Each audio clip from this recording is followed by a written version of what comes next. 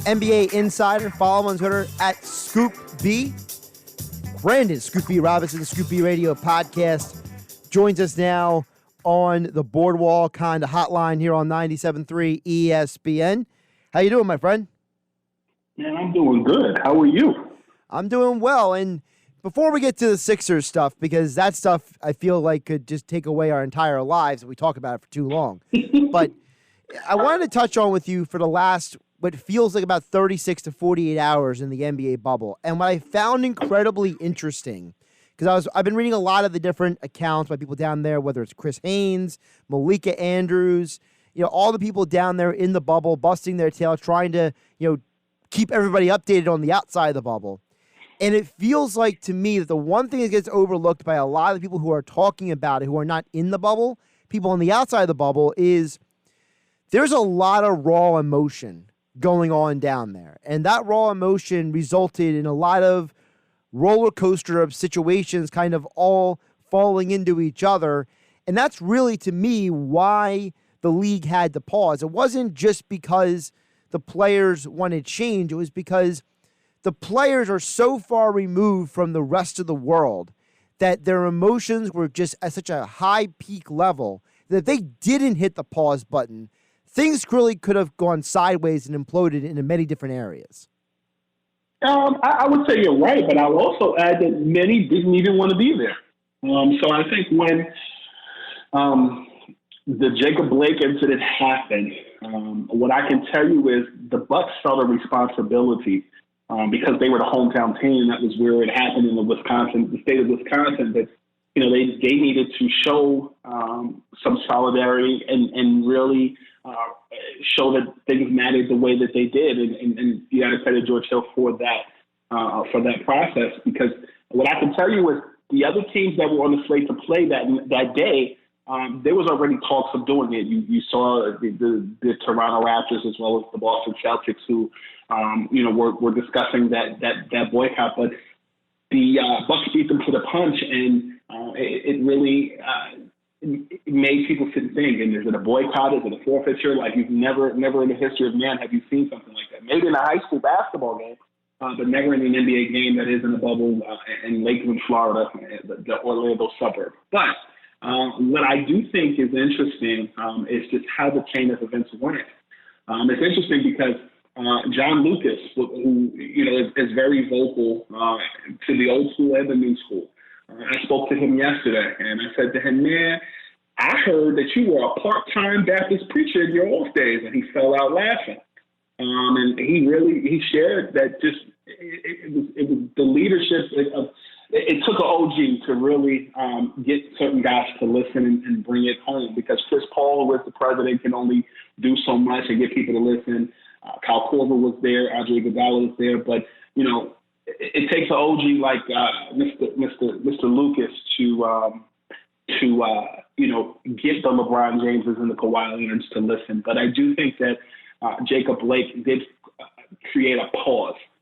For people to sit back and think about what was really important. I called Kenny Smith last night, and Kenny expressed to me that he didn't just want to be a talking head by phone. He said to me, he was in solidarity with the players because if you don't stand for something, you'll fall for anything. And more specifically, he said that this is what that was about. They created attention by not playing, and it's got everybody talking. And NBA resumes on Saturday. One of the things you and I have talked about before, and I feel it's important to bring up again, to me, part of player empowerment is more than just I have a thing I believe in, I have a cause. It's something about understanding that these are human beings with real human emotions. These are not characters in a video game. These are not robots just performing for everybody's entertainment. These are human beings that go through emotions. And there's been a lot of people who, in all sports this week, who have been breaking down emotionally because of things going on in the world outside of sports.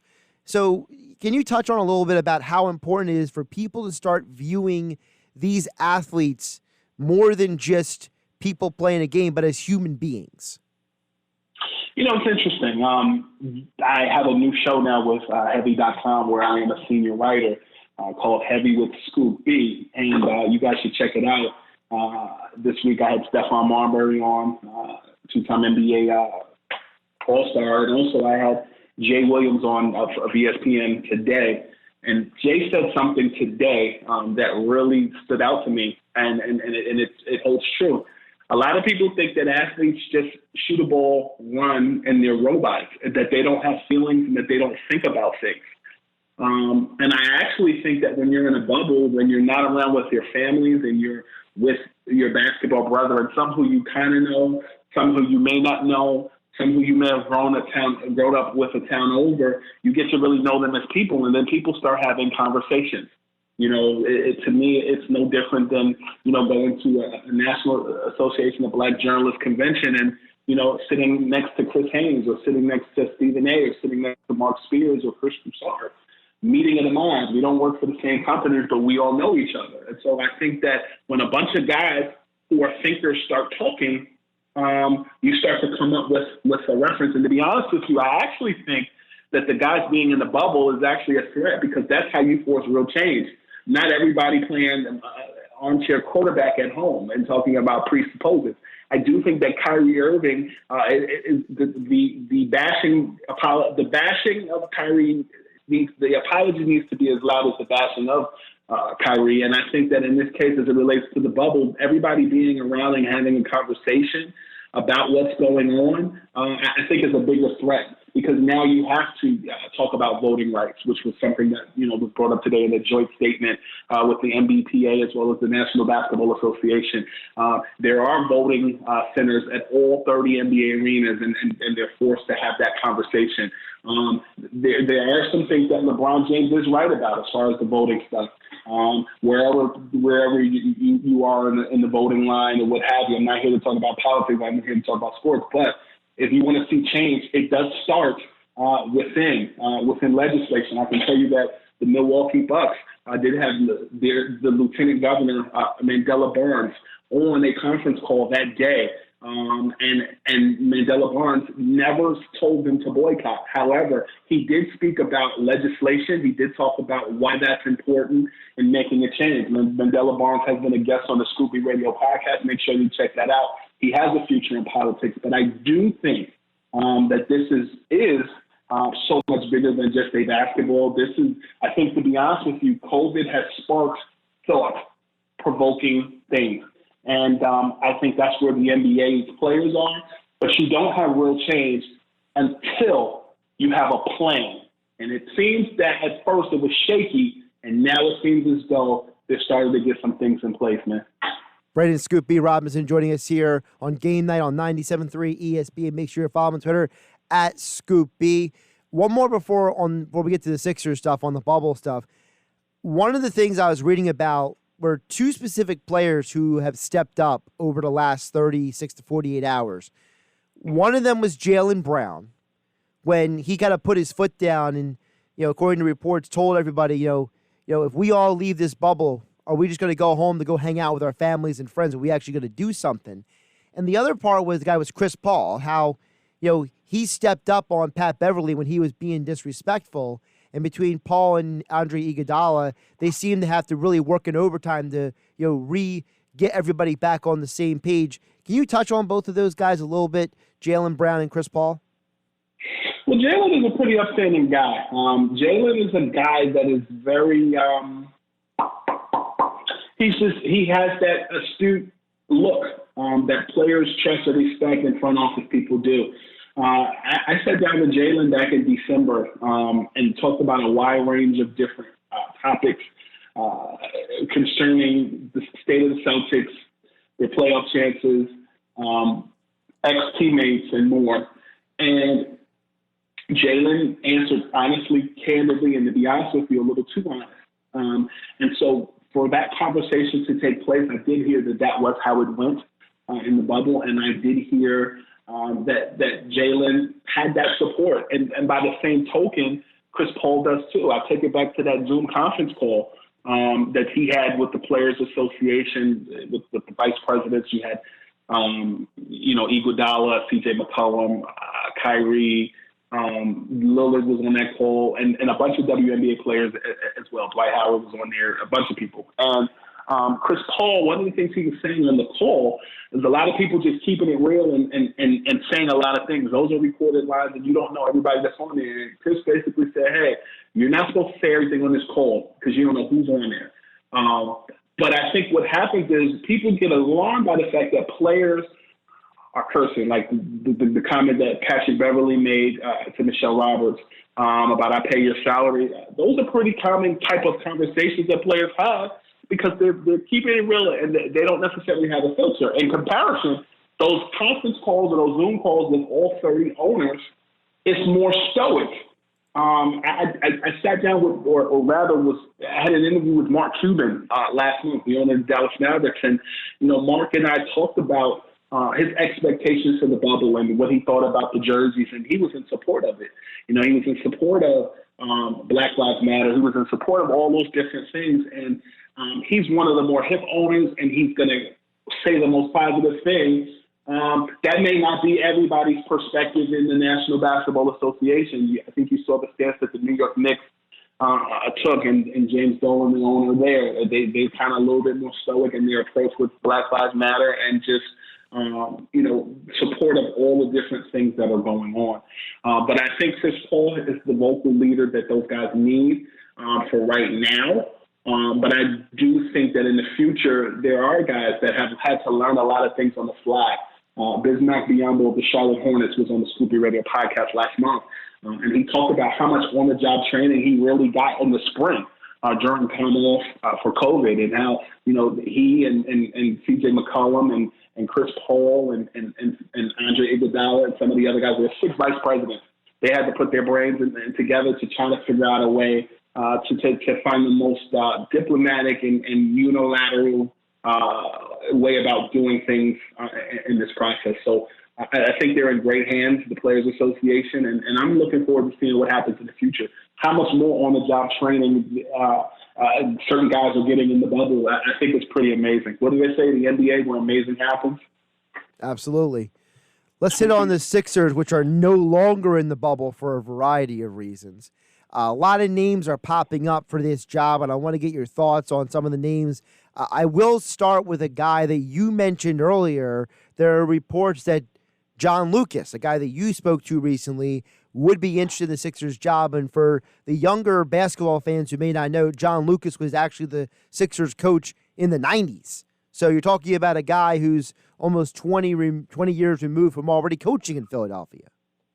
For sure. I didn't talk to Mr. Lucas about that, but, I know that Keith Pompey of the Inquirer today, a good dude, another guest on the ScoopB Radio podcast, did report that there is interest, that Jason Kidd has an interest in coaching the 76ers. I can tell you today that I got some information that Kidd is not only interested in the 76ers, he is also interested in the Brooklyn Nets, and he's interested in the Los Angeles Lakers should that job become available. I reported last month that we all know that he interviewed for the New York Knicks' coaching position, and I'm told one of the things the Knicks ultimately went with Tom Thibodeau, but I know that James Dolan wasn't completely sold on Tom Thibodeau at first.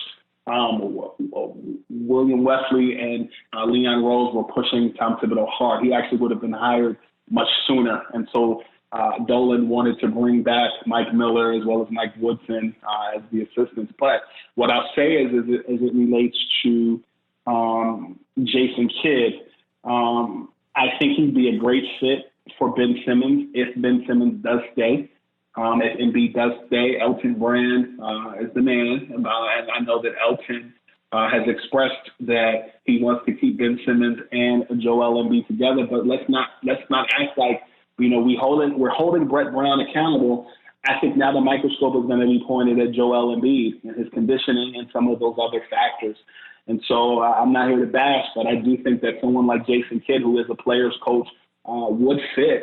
But I also think I'm told Jason would not necessarily take that position if those guys are not in Philadelphia. I think they're a hot team. I think that they have potential. I know Ty Lue has been mentioned over the last few days. I can tell you that the New Orleans Pelicans do want Ty Lue, and from what I'm told, it is Ty Lue's position to turn down in New Orleans. And the reports are that he does want about $7 million a year. But the Pelicans are a team that is very interested, and you also got to pay attention to the Pelicans as well as Brooklyn because. All along the Nets were looking at Greg Popovich, Jason Kidd, and Ty Lue, but Greg Popovich is at the top of their list, as I reported back in March and April. So I think a lot of things point to what LA does in the offseason if they win the championship. But Jason Kidd definitely was hired as a backup to Frank Vogel, and Frank Vogel has exceeded expectations this year. And I do think that that is why he's kind of stayed put. And why the New York job didn't happen. LeBron James wants Jason Kidd in Los Angeles. They've had desires of wanting to play with each other as teammates in the NBA and not just in the Olympics. So Jason Kidd is a person to pay attention to in Philadelphia, but there are some conditions there. All right, so you said something, I'm going to hit the rewind button on here, about Ty Lue. You mentioned the dollar figure that he's looking for. Could that dollar figure eliminate certain jobs because those jobs may not want to pay him that number? I'm not sure. But I think one thing that you can pay attention to is this. I think New Orleans will give him a longer shelf life in Philadelphia. And I'll use the perfect example of Jason Kidd. When Jason Kidd left the Brooklyn Nets some years back in 2014, he had about 3 or 4 years of ample time with a young Milwaukee Bucks team, and he ended up getting fired and Mike Budenholzer replacing him. I think Ty Lue last year was looked at as not worth the dollar sign that he was looking for, and that's one of the reasons why the Lakers situation did not work out. Monty Williams was looked at as well, and you see he's doing well in Phoenix, and Monty Williams has a long shelf life too because the Phoenix Suns are a young team. I think if Ty Lue were to come to Philadelphia, the expectations are high from the jump. I think Philly has the talent. They are missing a couple of things, but I think it's going to take a special coach to do it. I personally think Kenny Atkinson is a guy that the Sixers should be paying attention to. I know that the Chicago Bulls have interest in Kenny. He is on their list of people, as well as David Vanderpool, who's an associate head coach with the Minnesota Timberwolves, as well as Adrian Griffin. So I think Kenny Atkinson developed young talent. Championship, I don't know, because we've seen him develop a team like the Nets with D'Angelo Russell and more. But I do think that Ty Lue has a championship, and you have to put some respect on his name as it relates to what he's done. People always use the LeBron James analogy and the fact that he, won him, or basically LeBron handpicked him. Okay, so I think, I had a conversation with one of Ty Lue's former teammates a few months ago, and he talked about how even when Ty Lue was sitting at the end of the bench when he was a Laker, during the, when they played with Kobe, Shaq, and Phil Jackson, Ty Lue was just so engrossed in the game and was paying attention to little things. And it was no surprise that he ended up becoming a head coach in the NBA. If Ty Lue was brought into the fold and is the head coach of the Sixers, to me, it is a full circle moment. Because this is the same guy that was playing defense on Allen Iverson in the early 2000s. And Allen Iverson crossed him over and stepped over him. I think that's pretty funny, but at the same time, it's pretty ironic. But, I mean, anytime you have a team like the Sixers that has a Ben Simmons as well as a Joel Embiid, I think it's a coach's dream to have a point guard or a playmaker in Simmons and a power forward, center, small forward hybrid in Joel Embiid that can do so many great things. So I think Philly is a treat, but you won't get Jason Kidd from what I'm hearing unless the two are together. One more for you before I let you go, and I feel like another day you and I got to have a longer conversation about Ty Lue because I'm so over the people who say, Ty Lue was only there because of LeBron, because there's a lot of evidence against that. But I got to ask you one more about the Sixers, and that's this. The perspective of different people who cover the team. You mentioned Keith Pompey. He was on 97.3 earlier this week. We had Yaron Weitzman on earlier this week. We had Bobby Marks on earlier this week. And we keep hearing the same thing from all of these people here, Scoop B, and that is they keep bringing up two things. The next head coach has to force the players to be more accountable. And the second thing we keep hearing again and again is the Sixers are looking for their next Steve Kerr. So with those two factors in mind, is there a group of the guys that we've talked about or we haven't talked about yet that fit those two elements best? Yes. Phil Handy, who's an assistant coach with the Los Angeles Lakers. Tell us more about him. Phil Handy won 2 championships as an assistant coach with the Cleveland Cavaliers under Ty Lue, and then last year under Nick Nurse with Kawhi Leonard. Had the ear of the late Kobe Bryant. In fact, has the same birthday as Kobe Bryant. And in addition to that, LeBron James asked Phil to come back to LA. Phil left his job with the Raptors to take on a job with the Lakers this year. And his level of just attention to X's and O's is impeccable. I will tell you that Phil Handy is a guy that Kyrie Irving wants in Brooklyn. Will they hire him as a head coach? I think his name and his profile is still growing. Chris Webber spoke extensively about Phil Handy the other day on TNT, and he has his app called the 94-foot app that is training young hoopers. He's been very active during the pandemic before the bubble started, and he's just a guy that knows skills training. Was working extensively with DeMarcus Cousins earlier this year when he was still a Laker and getting well. And Phil is just a guy who is a great listener and who is a motivator, but he knows his basketball. He played in the 90s in the CBA. I'm talking like when Damon Jones and Earl Boykins played in the CBA. He's an Oakland area guy, did not quite make it to the NBA, just a lot of politics. But his imprint is still in the NBA, and he's gone toe-to-toe with a lot of NBA legends that are there now. Had him on the ScoopB Radio podcast during the springtime, and I asked him if he had interest in being a head coach, and he says he gets that question all the time. He's not looking to leave Los Angeles, but at the same time, when it is his time, then he'll know it's his time. I think Phil Handy is a guy that should be getting more attention in the NBA and be referenced in head coach conversations. Because I think what's happening in the NBA right now is you're just recycling a lot of the same names. Yes. Yes. Mike D'Antoni. Yes. Yeah. Mike D'Antoni. I'm hearing if the Rockets don't pan out, and there's been talk about what his future in Houston will be, as well as the GM and Daryl Morey. I've heard talk about the Pelicans. It's like I have no problem with Mike D'Antoni. I think he's an okay coach, but you got to let these new guys out. Also, I'd be remiss if I didn't talk about Mark Jackson. You talk about Steve Kerr. Steve Kerr benefited from Mark Jackson in Golden State. Say what you want, but Mark Jackson is a guy that should be mentioned in the conversation. I spoke to Mark a couple weeks ago.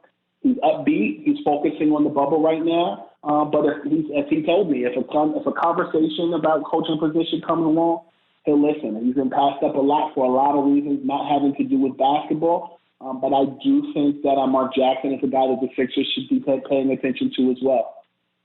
I'll just say this before I let you go. I don't think it's a coincidence that the last 3 head coaches who have won NBA championships all had 0 NBA head coaching experience before they got their jobs and won rings. I don't think that's 100% a coincidence, but I'll just leave it at that.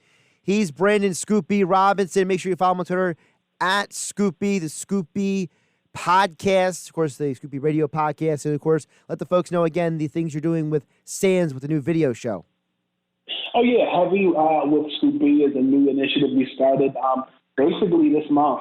We've had rapper Silk the Shocker, ESPN's Ryan Hollins was on. We had Stephon Marbury on, as well as Jay Williams. And I know that you told me that you like the fact that I had a certain Jalen on Heavy with ScoopB the other day, and you were right.